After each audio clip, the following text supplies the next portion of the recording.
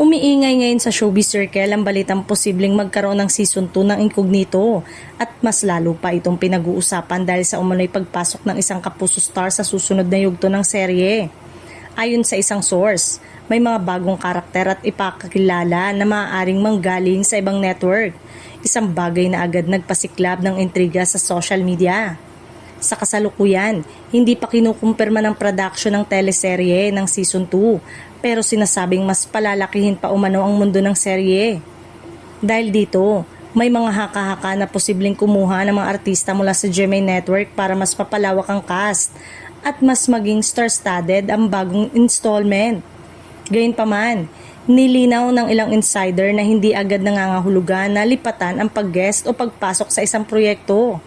Sa panahon ngayon, mas bukas na ang industriya sa collaboration, kung saan ang mga artista ay pwedeng maging freelance o tumatanggap ng proyekto mula sa iba't ibang network kabilang ang ABS-CBN. Matatandaan na ang unang season ng Incognito ay nangunguna ng malalaking pangalan at naging usap-usapan dahil sa kakaibang konsepto nito. Kaya naman kung matutuloy ang season 2, inaasahang mas magiging ingrande ito lalo na kung totoo ang balitang may kapuso crossover na mangyayari.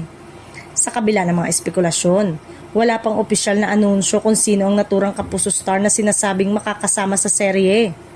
Patuloy pa ring hinihintay ng fans ang kumpirmasyon mula sa production team at sa mga artistang posibleng ma-involve sa proyekto. Sa ngayon, nananatiling palaisipan kung sino ang bagong mukhang magpapakilig at magpapagulo sa Incognito Season 2.